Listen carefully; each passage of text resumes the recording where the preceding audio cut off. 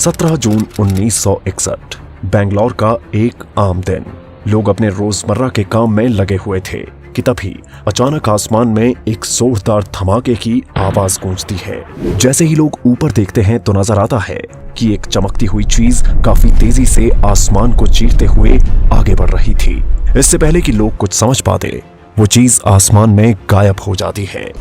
ये खबर तेजी से पूरी दुनिया में फैलती है और अमेरिका, चाइना और जापान जैसे देश हैरान रह जाते हैं, क्योंकि भारत ने वो कर दिखाया था जो किसी ने कभी सोचा भी नहीं था।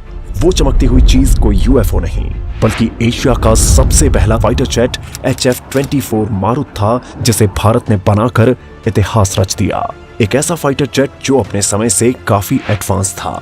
आइए जानते हैं इस फाइटर जेट के बनने की पूरी कहानी। आखिर कौन था वो इंजीनियर जिसने इस काम को कर दिखाया, और कैसे रशिया ये समझ गया था कि भारत का ये फाइटर जेट दुनिया का सबसे एडवांस फाइटर जेट बन सकता है, और साथ ही में भारत को इस जेट को बनाने के लिए किन दिक्कतों का सामना करना पड़ा।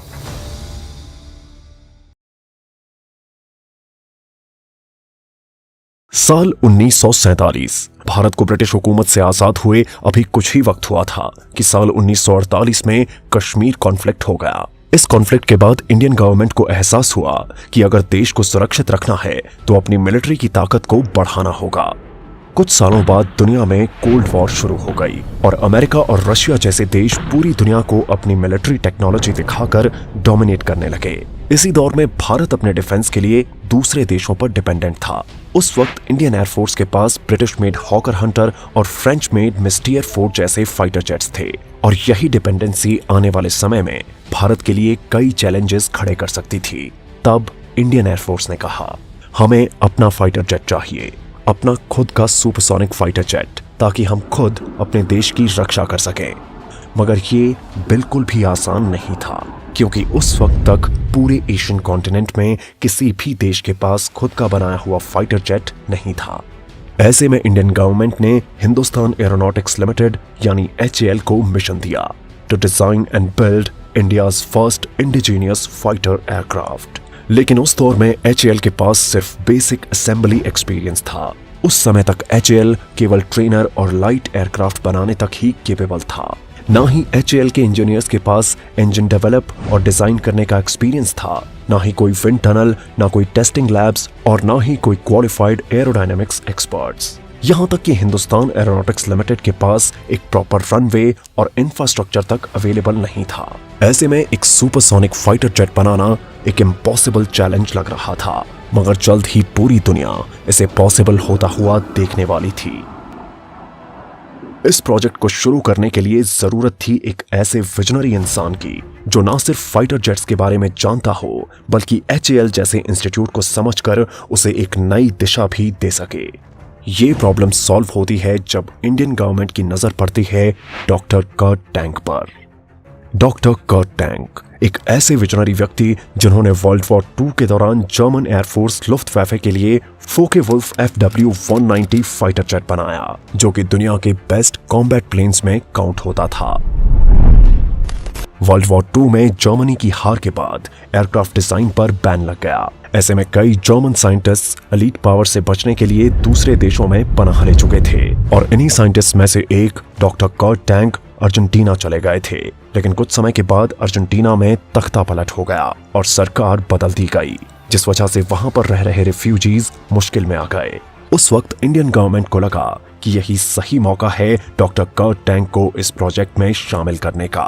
इंडियन गवर्नमेंट ने डॉक्टर कर्ट टैंक से कांटेक्ट किया और साल 1956 में वो इंडिया आ गए। उनके साथ आए जर्मन एक्सपर्ट्स W. मिटलहॉबर, बेंडर और पॉली, और इंडिया में उन्होंने अपने साथ कुछ इंडियन इंजीनियर्स को भी जोड़ा, और ये सब मिलकर बने टीम मारुत। जब doctor Kurt Tank Hindustan Aeronautics Limited पहुंचे तो उन्हें समझ आया कि ये मिशन आसान नहीं होने वाला। फैक्ट्री में मशीन्स पुरानी थीं, प्रॉपर इंफ्रास्ट्रक्चर नहीं था और ट्रेन्ड मैन पावर की भी कमी थी।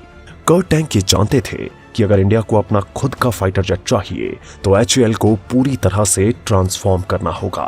एचएफ मारुत का काम शुरू करने से पहले एचएएल को नई लेबोरेटरीज सेटअप करनी पड़ी, विंड टनल्स इंपोर्ट करने पड़े और ब्लूप्रिंट ड्राफ्टिंग के लिए नए और टैलेंटेड इंजीनियर्स को रिक्रूट करना पड़ा। 1957-58 में डिजाइन वर्क शुरू हुआ। इस प्रोजेक्ट का टारगेट था 2000 किलोमीटर पर आवर की स्पीड से उड़ने वाला केपेबल फाइटर बॉम्बर एयरक्राफ्ट बनाना, जिसकी कॉम्बैट रेंज 500 माइल्स हो और जो कि 60,000 फीट की हाइट पर उड़ान भर सके। साथ ही में वो फाइटर जेट भारत के पहले एयरक्राफ्ट कैरियर INS विक्रांत से भी ऑपरेट हो सके। एक ऐसा फाइटर जेट जिसमें हो twin engine design, swept wings और light weight aluminium alloy frame. Fighter jet बनाने का काम शुरू हुआ। कई इंजीनियर्स और डिजाइनर्स दिन रात काम करके भारत के इस सपने को पूरा करने में लग गए और कुछ ही महीनों बाद एक वुडन ग्लाइडर प्रोटोटाइप तैयार हो गया। 3 अप्रैल 1959 को इस प्रोटोटाइप को एक दूसरे प्लेन की मदद से खींचकर उड़ाया गया ताकि इसकी एरोडायनामिक्स को टेस्ट किया जा सके। ये फ्लाइट टेस्ट काफी अच्छे से सक्सेसफुल हो गया और तब सभी इंजीनियर्स में एक नया जोश भर गया। अब इस फाइटर जेट के बनने का सपना आसान लगने लगा, लेकिन एक बहुत बड़ा चैलेंज अभी भी इस प्रोजेक्ट की मुश्किल बना हुआ था। उस वक्त इंडिया में फाइटर जेट्स के लिए हाई थ्रस्ट इंजन बनाना इम्पॉसिबल था। इसलिए एचएएल और डॉक्टर कर्ट टैंक ने डिसाइड किया मारुत को British Bristol board 12SR Orpheus engine के साथ तैयार किया जाए। ये इंजन 8750 पाउंड का थ्रस्ट जनरेट करता था, जो मारुत को मैक 2 की स्पीड से उड़ाने के लिए काफी केपेबल था। लेकिन Bristol board 12SR Orpheus engine अभी भी ब्रिटेन में डेवलपमेंट फेज में ही था और नाटो ने कुछ टाइम बाद इस इंजन डेवलपमेंट प्रोजेक्ट को बंद कर दिया और ये इंजन कभी भी इंडिया नहीं आ पाया। इसके बाद फैसला लिया गया ब्रिटिश ब्रिस्टल ऑर्फियस 703 इंजन को टेम्परेरीली यूज करने का। ऑर्फियस 703 वो इंजन था जो एचएएल इंडिया में प्रोडक्शन लाइसेंस लेकर बना रहा था। ये इंजन इंडियन एयरफोर्स में यूज होने वाले British fighter jet fall and net के लिए डेवलप किया जाता था, लेकिन इस इंजन के साथ एक प्रॉब्लम थी। ये इंजन सिर्फ 4900 पाउंड्स का थ्रस्ट देता था, जो मैक 1 की स्पीड के लिए भी काफी नहीं था और एचएफ मारुत को मैक 2 की स्पीड से उड़ने के लिए डिजाइन किया जा रहा था। तो एक काफी बड़ी मुश्किल सामने थी। एरोडायनामिक्स सुपरसोनिक थे मगर इंजन सबसोनिक। फिर भी डॉक्टर कर्ट टैंक ने कहा, let it fly, even if it is not supersonic, it must be Indian. और फिर एचएफ मारुत में ऑर्फियस 703 इंजन को लगाकर इस फाइटर जेट को तैयार किया गया। 17 जून 1961 को विंग कमांडर सुरजन दास ने इस फाइटर जेट की सक्सेसफुल टेस्ट फ्लाइट पूरी की और पूरी दुनिया ने देखा कि इंडिया ने एशिया का सबसे पहला इंडिजिनियस फाइटर जेट बना लिया। दुनिया भर के न्यूज़पेपर्स में हेडलाइन बनी, India joins the jet age, Marut the thunder from the east. Marut ने 1962 और 1963 में मल्टीपल टेस्ट फ्लाइट्स पास किए। इस फाइटर जेट की हैंडलिंग काफी स्मूथ और प्रिसाइज थी और स्ट्रक्चर भी काफी सॉलिड था। डॉक्टर कर्ट टैंक की टीम ने प्रूव कर दिया कि इंडिया एक फाइटर जेट को बनाने की डिजाइन कैपेबिलिटी रखता है, लेकिन इस फाइटर जेट की कहानी में अभी कई नए मोड़ आने बाकी थे। एचएफ मारुत में लगा इंजन इस फाइटर जेट की असली कैपेबिलिटीज पर खरा नहीं उतर पा रहा था। एचएएल ने जर्मन और इजिप्शियन इंजन टेस्ट करने की कोशिश की ताकि मारुत को उसकी असली स्पीड लिमिट पर उड़ाया जा सके, मगर काफी चैलेंजेस के बाद भी कोई कंपैटिबल सॉल्यूशन नहीं मिला। 1963 में एक एचएफ मारुत प्रोटोटाइप इजिप्ट भेजा गया डेजर्ट कंडीशंस में टेस्ट के लिए, पर कुछ महीनों बाद एक टेस्ट फ्लाइट के दौरान वो एयरक्राफ्ट क्रैश हो गया। मारुत का डिजाइन परफेक्ट था, स्ट्रक्चर सॉलिड था, लेकिन इंजन की वजह से मारुत अपने फुल पोटेंशियल तक पहुंच नहीं पा रहा था। इस प्रॉब्लम को सॉल्व करने के लिए भारत ने सोवियत यूनियन यानी यूएसएसआर से कांटेक्ट किया और यूएसएसआर ने भारत को अपना आफ्टर बर्निंग इंजन प्रोवाइड करने में सहमति दे दी।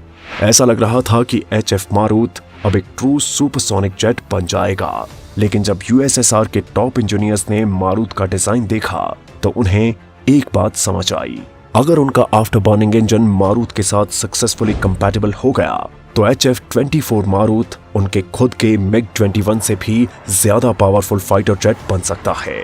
और बस कुछ हफ्तों बाद यूएसएसआर ने अपना डिसीजन बदल दिया और भारत को इंजन सप्लाई करने से मना कर दिया। इस एक फैसले ने मारुत के सुपरसोनिक बनने का सपना एक बार फिर से डिले कर दिया, लेकिन इस बार भी भारत ने हार नहीं मानी। एचएएल के इंजीनियर्स ने मारुत को अपग्रेड करने की कोशिश जारी रखी प्रोडक्शन स्लो होने के बावजूद भी ये प्रोजेक्ट कभी रुका नहीं।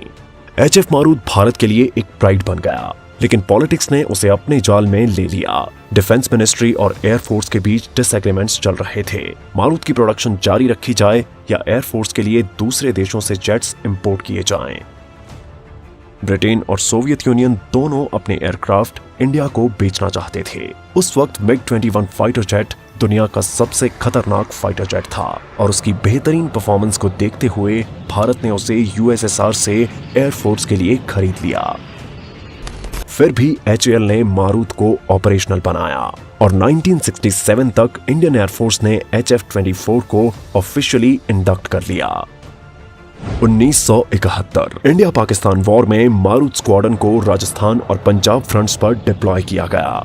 युद्ध के दौरान HF मारूत ने कई ग्राउंड अटैक मिशंस किए। मारूत ने successfully enemy runways, fuel depots और टैंक कॉन्वॉयज पर बॉम्बिंग करके दुश्मनों के ठिकानों को खत्म कर दिया।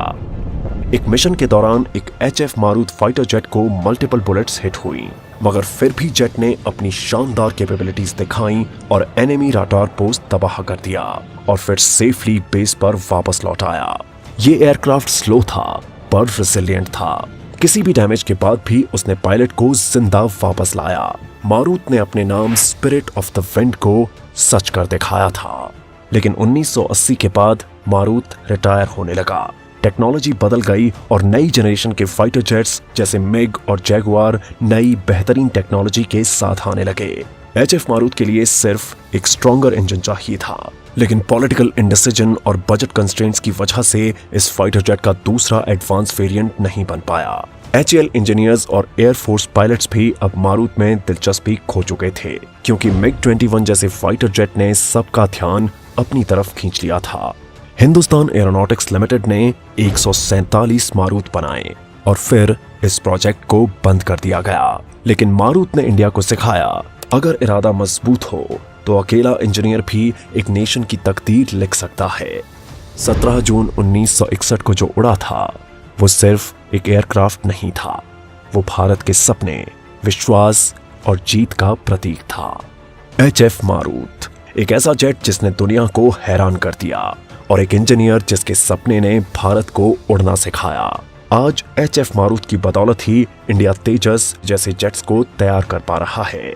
HF मारूत को बनाते समय मिली लर्निंग्स की वजह से ही इंडिया खुद के एडवांस फाइटर जेट्स डेवलप करने में केपेबल हो पाया है और जल्द ही इंडिया का खुद का बनाया एडवांस 5th जनरेशन फाइटर भी दुनिया को हैरान कर देगा। अगर आप ऐसी ही और वीडियोस देखना चाहते हैं तो हमारे चैनल अनफोल्डेड क्लिप्स को सब्सक्राइब करें और कमेंट करके बताएं कि आपका फेवरेट फाइटर जेट कौन सा है।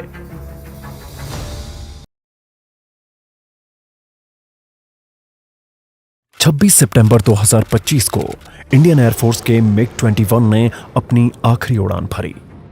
आइए आज हम जानते हैं MiG-21 की कहानी, इसके इतिहास से लेकर इसके वर्ल्ड रिकॉर्ड्स तक।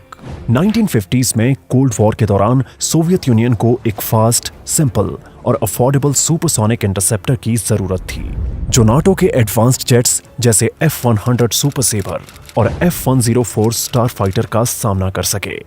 इसी वजह से जन्म हुआ MiG-21 का, एक ऐसा जेट जो फ्यूचर में एविएशन और एयर फोर्सेस को काफी बदलने वाला था। MiG-21 को सोवियत यूनियन की कंपनी मिकोयांग गुरेविच डिजाइन ब्यूरो ने डिजाइन और मैन्युफैक्चर किया। इस जेट की फर्स्ट फ्लाइट 1955 में हुई और 1959 में ऑफिशियली सोवियत एयरफोर्स के सर्विस में इसे शामिल किया गया। MiG-21 का design light weight delta wing style का था, जो हाई स्पीड और क्विक इंटरसेप्शन के लिए परफेक्ट था। ये एक काफी कॉस्ट इफेक्टिव फाइटर जेट था। जल्द ही इसकी सुपर एबिलिटीज को देखते हुए इसकी मास प्रोडक्शन शुरू हो गई।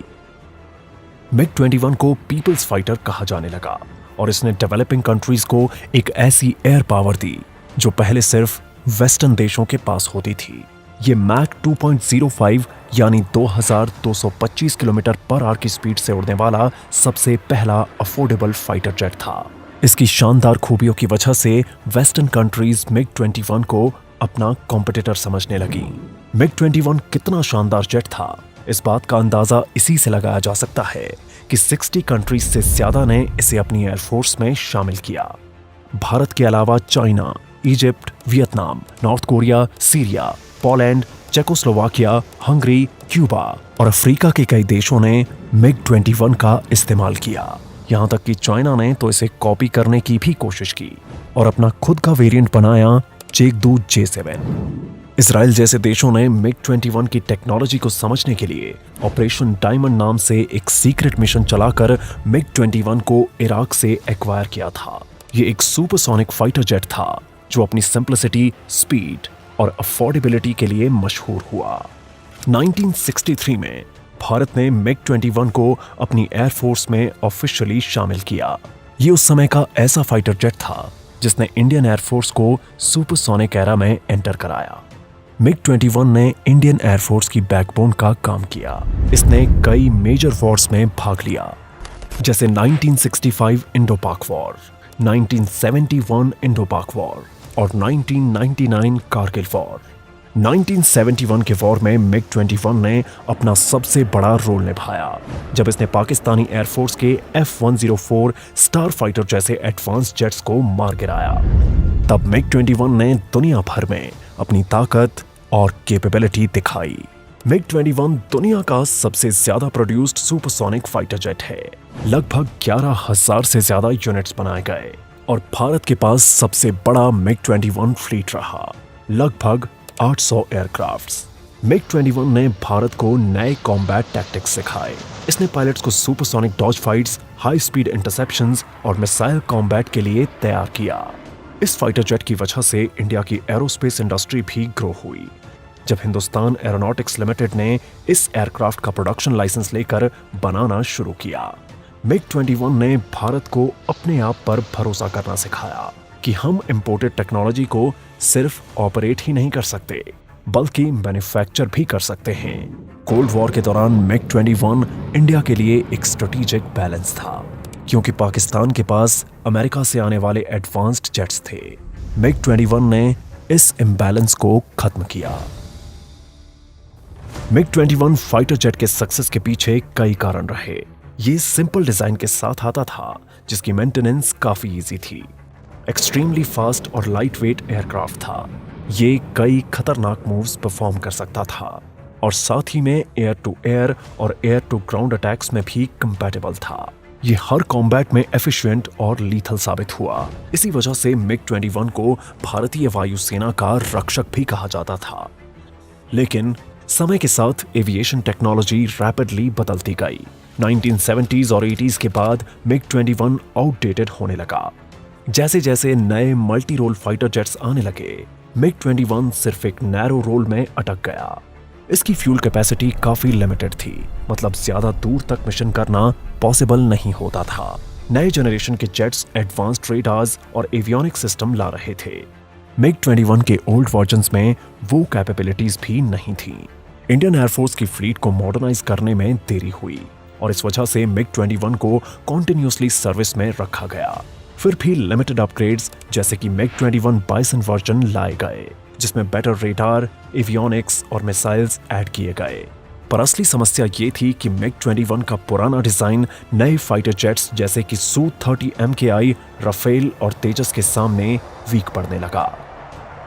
MiG-21 के लंबे सर्विस टेन्योर के दौरान सबसे ज्यादा क्रिटिसिज्म इसके एक्सीडेंट्स पर हुआ। 1963 से लेकर 2025 तक लगभग 400 से ज्यादा MiG-21 क्रैशेस हुए। इसी वजह से इसे मीडिया ने फ्लाइंग कॉफिन जैसे नाम दिए। इन एक्सीडेंट्स में कई यंग पायलट्स ने अपनी जान गंवाई। इंडियन एयरफोर्स को अब एडवांस्ड फाइटर जेट्स की जरूरत थी जो 21st सेंचुरी के वॉरफेयर को फेस कर सकें। इसलिए MiG-21 को ग्रेजुअली रिटायर करना शुरू किया गया और फाइनली 26 सितंबर 2025 को MiG-21 ने अपनी आखिरी ऑफिशियल उड़ान भरी। MiG-21 सिर्फ एक फाइटर जेट नहीं था, ये एक लेगेसी था, एक वॉरियर जिसने 60 सालों तक भारत की हवाई सीमाओं की रक्षा की। अपने शानदार इतिहास, जीत, कुर्बानी और रिकॉर्ड्स के साथ MiG-21 हमेशा इंडियन एयरफोर्स के इतिहास का एक हिस्सा बना रहेगा। जब भी भारत की एरियल विक्ट्रीज की बात होगी, MiG-21 का नाम जरूर लिया जाएगा। आपको क्या लगता है, मिग 21 को इतनी लंबी सर्विस देना सही फैसला था या नहीं? कमेंट करके बताएं। ऐसी और वीडियोस देखने के लिए चैनल को लाइक, शेयर और सब्सक्राइब करें।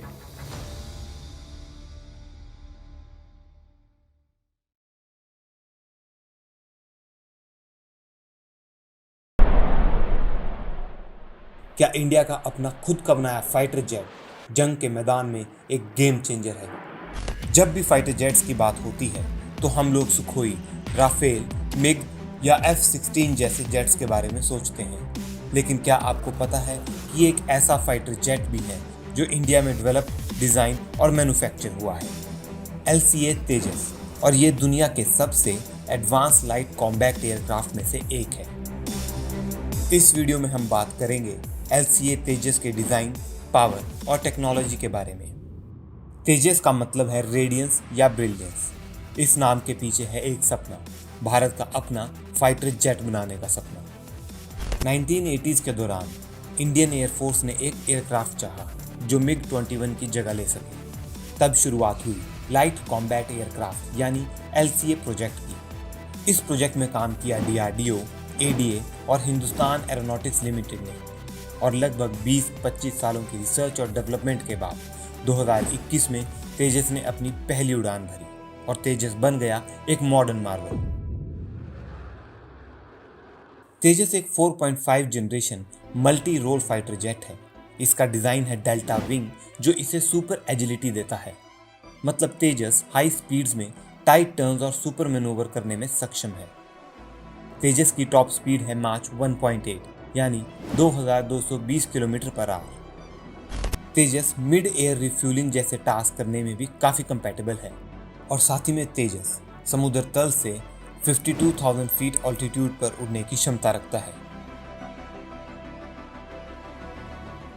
तेजस 3 टन तक बॉम्ब्स और मिसाइल कैरी कर सकता है। ये एक true multi role fighter jet है। मतलब ये दोनों काम कर सकता है, एयर टू एयर अटैक्स करना जिसमें ये एनिमी एयरक्राफ्ट को हवा में ही मार सकता है, और साथ में जमीन पर टारगेट्स को डिस्ट्रॉय करना। एयर टू एयर कॉम्बैट के लिए तेजस कैरी करता है कुछ डेडली मिसाइल्स जैसे पाइथन 5 फॉर क्लोज रेंज और डर्बी फॉर मीडियम रेंज, और साथ ही में एस्ट्रा जैसे इंडियन BVR मिसाइल्स। इस फाइटर जेट में लगा है modern AESA radar warning receiver और digital fly by wire system जो इसे एयर कॉम्बैट के दौरान सुपर रिस्पॉन्सिव बनाता है। अगर बात करें एयर टू ग्राउंड अटैक की तो ज़मीन पर अटैक करने के लिए तेजस ले जा सकता है laser guided bombs, precision guided rockets जिससे ये बंकर्स, एनिमी व्हीकल्स और रनवे तक को डिस्ट्रॉय कर सकता है। टारगेटिंग के लिए ये यूज़ करता है मॉडर्न नेविगेशन और लेज़र डेजिग्नेटर सिस्टम्स जो इंश्योर करते हैं एक्यूरेट स्ट्राइक्स। तो चाहे बात हो डॉग फाइट की या ग्राउंड स्ट्राइक की, तेजस दोनों काम ही करने में काफ़ी कंपैटिबल है। यही सारी खूबियाँ इसे बनाती है एक असली multi role fighter jet, fast, powerful और मिशन रेडी। और अब सबसे खास बात, तेजस का मेंटेनेंस कॉस्ट और टर्न अराउंड टाइम सबसे कम है। ये एक highly cost efficient fighter jet भी है। LCA तेजस की फर्स्ट टेस्ट फ्लाइट साल 2001 में हुई थी, और कई डेवलपमेंट्स और टेक्नोलॉजी को इम्प्रूव करने के बाद इसे साल 2016 में इंडियन एयरफोर्स में इंट्रोड्यूस किया गया। अब सवाल आता है कि क्या तेजस ट्रूली वर्ल्ड क्लास है?